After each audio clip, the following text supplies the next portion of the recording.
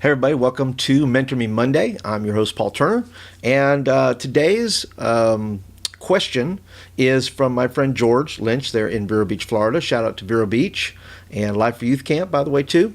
And he asked me a question about how do you confront casual Christianity in your youth ministry.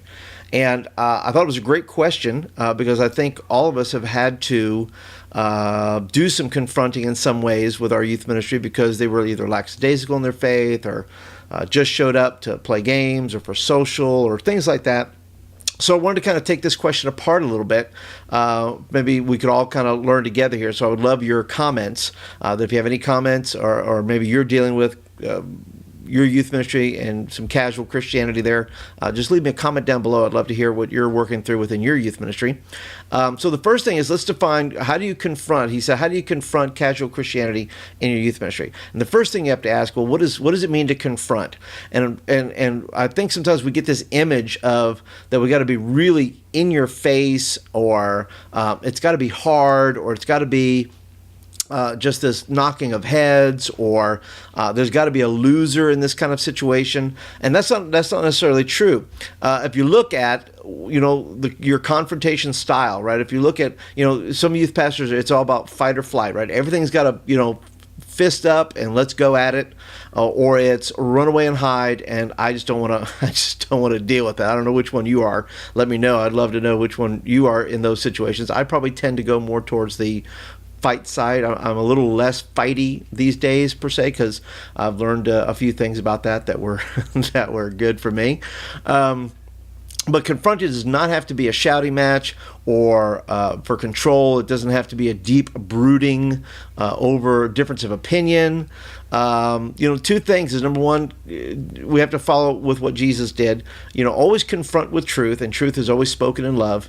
And then confront with a challenge. I think of what Jesus said to the rich young ruler. He says, "Come and follow me." It was Jesus' invitation to him, "Come and follow me." And then his casual faith there said, "I have a choice between my luxury, my money, my status, all those things, and to follow Jesus." And unfortunately, he chose not to follow Jesus, and Jesus wept over that and was very saddened by his decision. So if you're going to confront, don't think it has to be, obviously cover it with prayer, cover it with those things specifically, individuals that you got to deal with, that you're going to work through. But always remember, number one, confront with truth. What is the truth of the situation?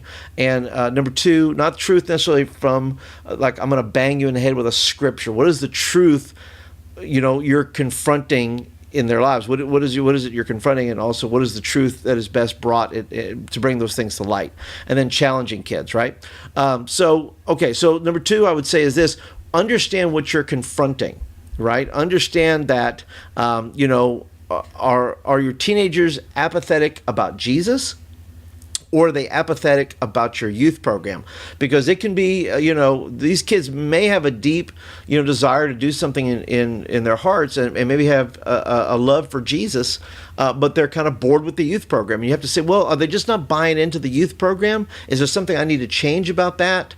Or am I really dealing with a casual type of Christianity that says, well, I can just basically do whatever I want to do. I prayed a little prayer, I did a little thing, and I can do what I want to do, basically. And I understand, there's some kids that are like that don't know what the truth is. It goes back to truth. And some kids haven't been challenged, and you need to challenge them individually, or maybe as a youth ministry. I remember when I did something called the Disciple Project. The meeting is the safety net, right? Kids come in and go, okay, I'm going to do the meeting. As long as I get through the meeting and nobody asks me a question, and I'm not asked to do anything, and I'm not challenged in any sort of way, and I don't have to respond to anything, I'll be okay.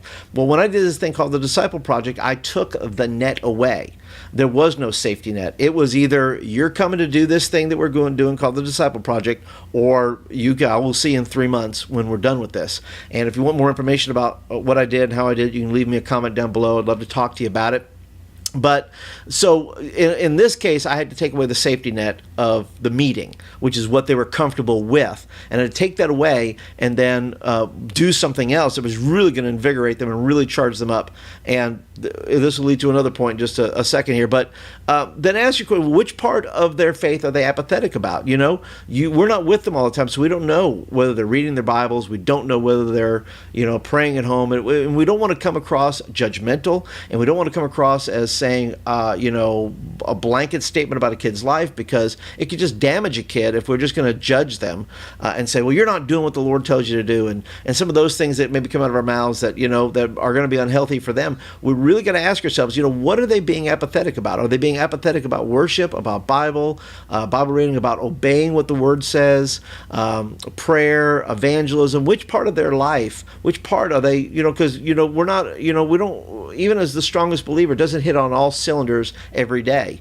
We have good days, bad days, and, you have to this leads to point number 3, which is examine your own faith, right? I've heard it say, don't love the sinner, hate your own sin, right? What are we most casual about? And you may have to do a little introspective, a little praying about that and say, okay, what am I as a believer? How's my evangelism? Who have I shared the Lord with? How's my prayer life? How's my Bible time? How's those things?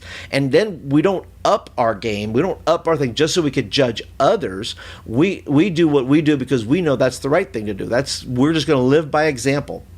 In my youth group, I try to be the chief worshiper, and that's me with my hands up. That's me worshiping and loving God. That's not to be, flaunting anything, but that's just me being me and trying to be an example for kids in the group. And so that this is how we worship, and this is how I worship. And so you can join me or stand there and stare into space or stare at your shoes. It's whatever you want to do. So examine what you need to change, and then confess. At some point, maybe you need to confess to your own youth ministry and say, look, I haven't been where I'm supposed to be, and I want to form a new challenge with you. And this, you could go from anywhere with that. But at some point, we have to confess our own casualness and then reestablish who we are as a ministry and who we are as believers. The last thing in that is show grace, right? Take the long road to obedience. Don't try for the quick fix. Don't say, I'm going to fix this kid and get this kid on the right track. Take the long road. Take the year it may take to get this kid on track. Jesus spent 3 years with his group and confronted the big things, right? Such as Peter. When Peter spoke and said, look, Jesus, you're not going to go to the cross. Well, Jesus confronted that and said, listen, that's not true. And in fact, he called him and called out Satan on that, because it was a satanic statement. Anything that was going to keep Jesus from the cross was going to be from the devil, who didn't want him to do that. But Jesus confronted his disciples, confronted them when they were not, willing to do anything, when they would, say dumb things like, I'm going to call down fire, when they wanted to build altars instead of just taking all in of what just happened here. He confronted those things. We're going to build all. We're not going to do all these things. We're gonna move forward in our faith. We're not going to try to just build something. We're gonna take it in for what it was. But there were other, obviously, plenty of other moments and plenty of other things that Jesus did. And he confronted the most religious of people, whitewashed tombs, brood of vipers, all those things there. Now, there may be time for that kind of tough talk, but just know that if you go that route, there's repercussions for that, okay? And I think Jesus had some authority in a lot of ways with his life, obviously, than we have in ours. So we want to be careful, I think, if we go that confrontational route. Remember, these Pharisees were out to kill Jesus. None of these kids are out to kill us. They're really not. It looks that way, but they're not trying to kill us. So we got to be careful with how we're responding to them, that we don't need to get all up in their face about it all the time, okay? There's nothing wrong with it once in a while, in a blue moon, and depending on your relationship with a kid, you want to take that route. If you have a deep enough investment in them and they can receive what you're about to tell them, and that's really got to be led by the Spirit of God. So work with, and then the last thing there is, work with families and work with the families and through the families, and ask yourself, are these kids coming from families that are apathetic? Because you're climbing a tall tree there. If the families don't care about church, if the families don't care about the Bible, if the families don't care about prayer, if they don't care about things, then look, then this is not a kid problem. He's watching it modeled in his house. And so that requires a whole different type of confrontation. Don't it may, we'll talk about the kid's fault. It's got to be his relationship with Jesus, but what he sees modeled all the time is entirely different as well. So you got to take a long route and say, well, what is my strategy for families? What is my strategy for these things? And so the other thing there that I point out is this, that you can deal with confronting this. It doesn't have to be head-to-head, face-to-face stuff. I would say this is you get what you preach. Okay, what have you been preaching on lately? What is your series of lessons? What does your small groups look like? What does Sunday school look like? Are you addressing the things that you see kids large and on the large? If it's just one issue, one kid, and so you may want to deal with that. If it's a lot of kids, then you may want to think about restructuring what you're teaching, how you're teaching it, and then what you're challenging kids to do. Versus, hey, this was a great message and this message was supposed to change you. Well, if there's no methodology, if there's no systematic things in place that are encouraging kids, if you're teaching on servanthood, then you got to give kids an opportunity to serve. You got to do those things. You may have to challenge them even further and call out all the guys. You say, guys, I'm calling you out. 7 a.m. this Saturday, we're going to breakfast. If you come to prayer at 7, at 7:30, from 7 to 7:30 we're going to pray. 7:30 I'm buying you all breakfast. We're going to breakfast. Now that just may be that's just a call to action. That in and of itself may not do anything, but we'll see who gets out of bed at 7 a.m. And if one gets out of bed, great. Rejoice if one kid gets out of bed and comes to prayer that morning. You get to spend the morning with that kid, pray with them about needs, and then take them to breakfast. Same thing with girls or whatever you choose to do in that regard. Change what you're doing. End the series. If you're doing a series, end it with a big challenge, whether it's servanthood or evangelism or any of those things. I remember one time when Greg Steer from Dare to Share, he challenged kids right there. He says, I want you to get your phone and I want you to call your friend right now and I want you to tell them about Jesus. What we just talked about in this session, call them right now. That is a challenge. That's you're putting it out there. Jesus said it. You're giving them kids an opportunity to do what Jesus said, and now they have a decision to make with that. And so when you're think about all these different areas that we're talking about when you're confronting casual Christianity in your youth mission. This is just my thoughts. They're not all entirely fleshed out. There's just a few things, but I would end with this thing here. Say, look, you're not going to gain kids unless you're willing to lose kids, and you're not. That's to say this: if casual Christianity is the representation of your youth ministry, if that is the overall thing, then you know what? When I confront things, I confront it in love. But let me tell you what, I'm not going to back off of it. If it's the truth of God's word, if it is exactly what I know what God's supposed to say, and if kids are ticked off at me because I'm preaching the truth, or I'm telling the youth group the truth, or presenting truth and opportunity and challenge, and they don't like that and they leave, they didn't leave because I didn't give my best. They left because they had an issue with the truth, and that's the fine line right there. And you have to say, well, look, we don't want to chase every kid away, but there's going to be some kids who can't absorb it, who can't do it, and Jesus dealt with it too. And the disciples said, remember, they said,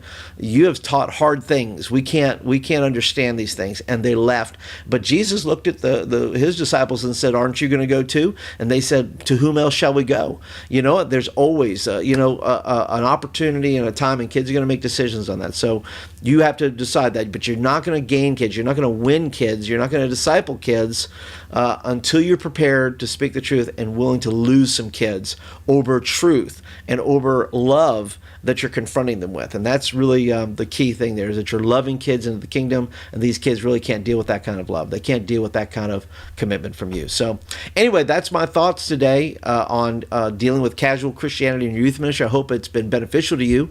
If you have any comments about this, on how you're dealing with, or on how any of the comments I've made that you maybe agree or disagree with, that's fine. Leave me a comment down below. I'd love to hear from you as we continue to build this community here on YouTube. And if you are a regular viewer, thanks for watching. I love you guys. Thanks for being a part of what we do here and what I try to share every week. And if you're, please hit the thumbs up button. That lets me know you like the video and that you want more of videos like this. And then also, don't forget to share it, please. If you know a youth worker who's dealing with these issues, I think I have 4 or 5 in this series right now of Mentor Me Mondays, or any of our Tuesday packs, things like that. Hit the share button. Will you share it on your social media sites and your platforms that you're on, and say, look, listen to this. Let's have a discussion about this. Let's flesh this out some more. Show it to your team, or send it out to your team and see what they say about it. So anyway, and finally, if you're brand spanking new, thanks for joining me today for Mentor Me Monday, and click the subscribe button right here. And this will get, well, let's go over here. There's a lot more space over there. Click right here and click the subscribe button. You'll get videos like this in your inbox on a weekly basis. So anyway, thanks for joining me today for Mentor Me Monday. I will see you guys tomorrow on the Tuesday Panic. Have a great day.